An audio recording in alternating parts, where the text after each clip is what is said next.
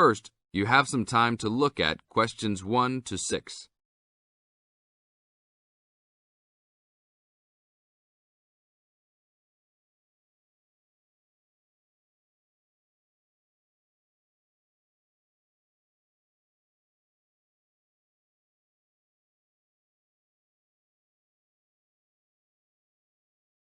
Good afternoon. Good afternoon. Do you rent apartments here? Yes, among other things. Are you looking to rent an apartment? Maybe, but I think I might actually be more interested in renting a house. Do you rent those as well? Yes, we do. Will you be renting alone? No, I have 2 friends that will live with me, but I'll be the primary renter. My friends don't have a source of income, which is kind of disappointing, but I do. I'm an artist, and I've already sold a number of paintings. I just moved to town to try to get more of my work shown. Oh, so you would like to be near the uptown area? That's where most of the galleries are, right? Yes, and there's a large area of homes only a couple of blocks away. Great. I don't have a car, so I prefer being within biking distance of the galleries. That would certainly be possible. Well, let me see. There's a large 4-bedroom house right off Main Street. That sounds good. I'd love to have extra rooms for my paintings. How much is it per month? Around $950. Ouch! That's too much for now. Do you have anything a bit cheaper? I have a 3-bedroom that's for $650. That is definitely affordable, but I did want at least 1 extra room. Is there anything else with more rooms? Oh, here's another 5-bedroom that's vacant right now. It's further away, about a mile from the gallery area, but they're only asking $800. That's a deal for so much space. Well, a mile isn't so bad. It's only a 5-minute bike ride, and that price is okay. I'd like to see that one. Can you give me the address? Sure. It's on 1566 Honeysuckle, Honeysuckle Drive, Wood Heights. Now look at questions 7 to 10.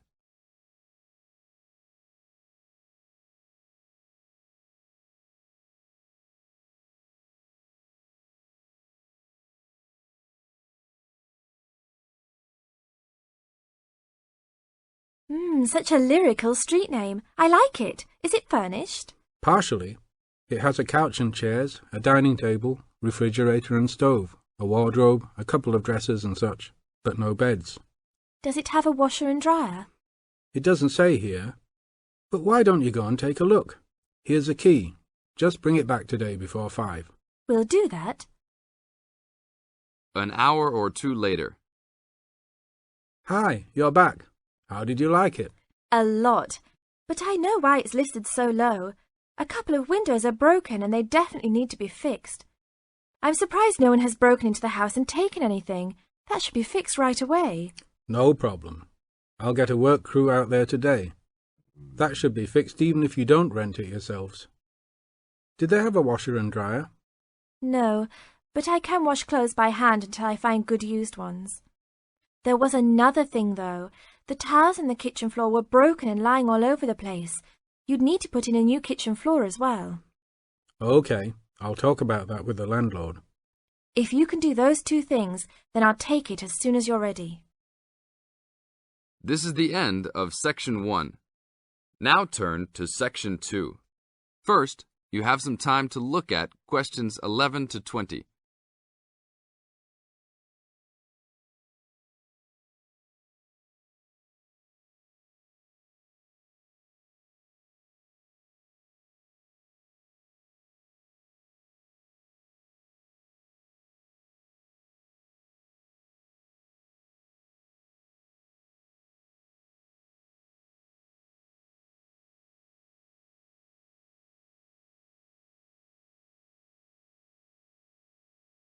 Good afternoon.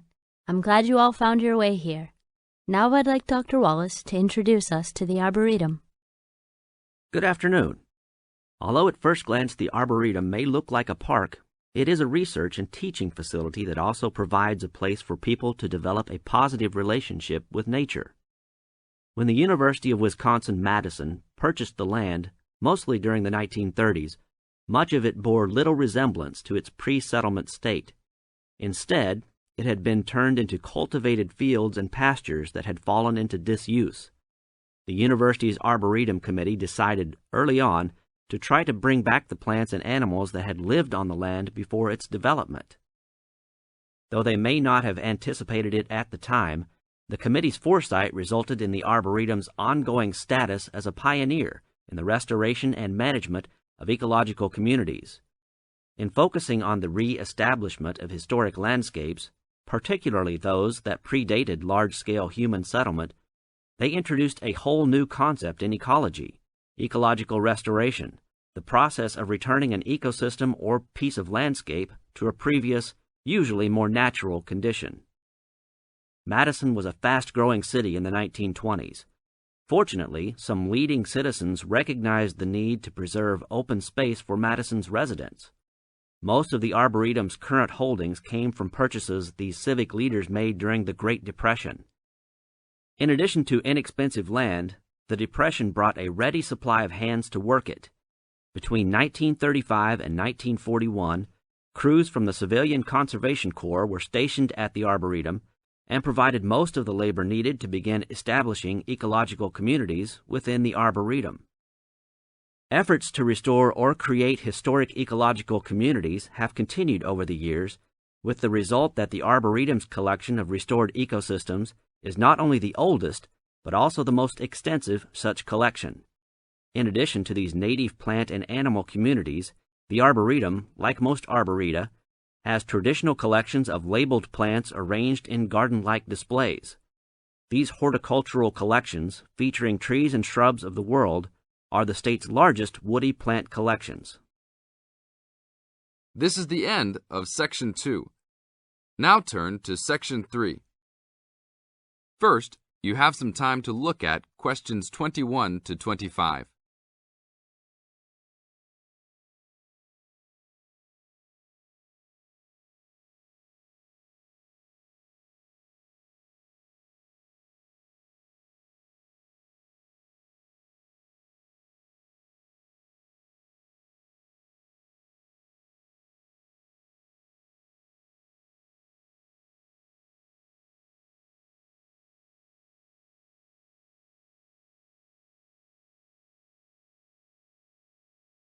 Please tell me about the current state of the Amazon.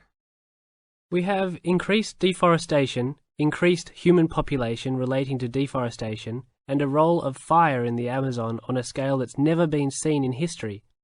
At the same time, you can see progress in trying to counter that negative trend.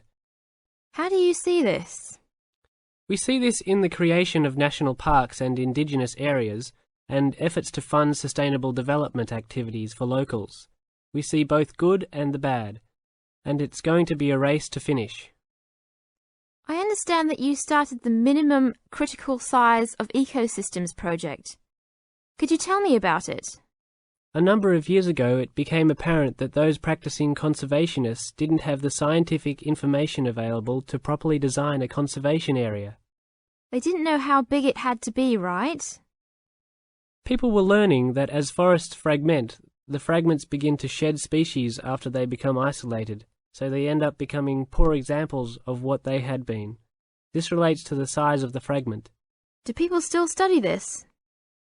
Yes, there is a rich subfield of conservation biology that looks at the efforts of fragmentation. One of the consequences is a general policy response to set up protected areas that are fairly large, something on the order of 1,000 square kilometers. Now look at questions 26 to 30.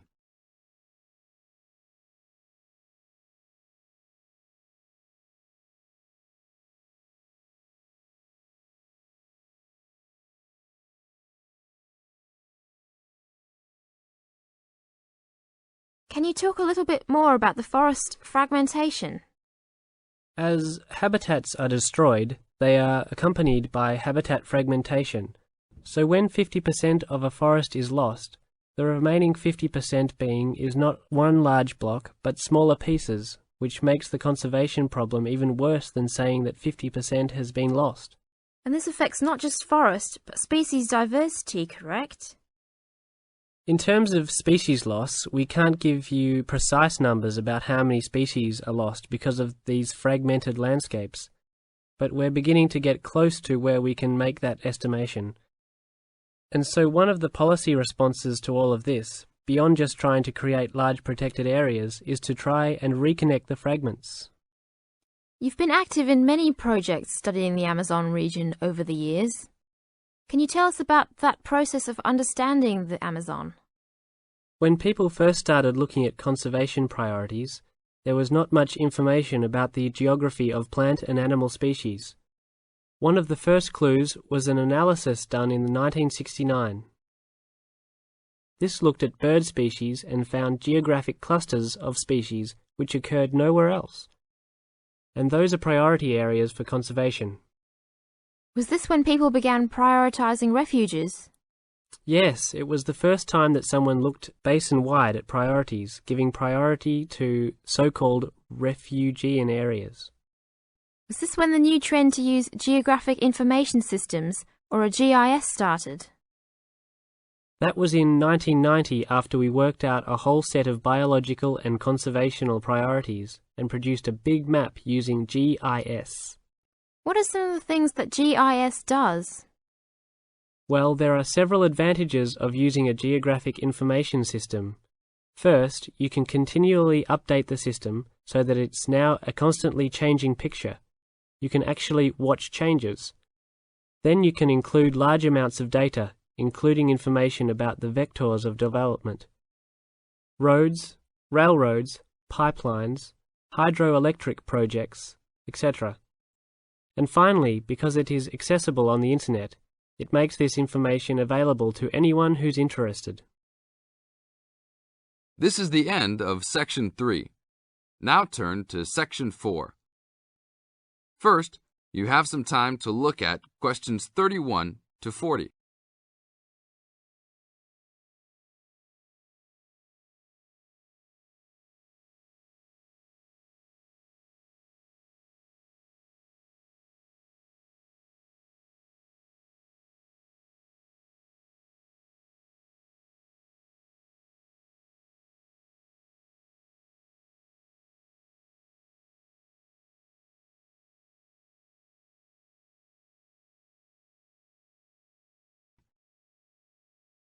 Good morning. Today we'd like to talk about wild rice. Contrary to what many people believe, wild rice is not rice at all, but a grass. Much of it sold in the world today is not even wild, but rather cultivated varieties that do not occur naturally. Wild rice is really an annual aquatic seed found mostly in the upper freshwater lakes of Canada, Michigan, Wisconsin, and Minnesota in North America. Indians gathered wild rice before any explorers set foot on the North American continent. Early explorers were greatly impressed with the strength and hardiness of the woodland Indians and attributed their vitality to their ample servings of wild rice. Wild rice can grow in water as shallow as 3 or 4 feet along marshes and muddy waters. A tall plant, it grows to a height of 8 to 10 feet, with a long flower cluster that reminds one of a narrow broom. The grains in their husks on the tall stalk look somewhat like oats. Truly wild rice is a challenging crop to grow, even today.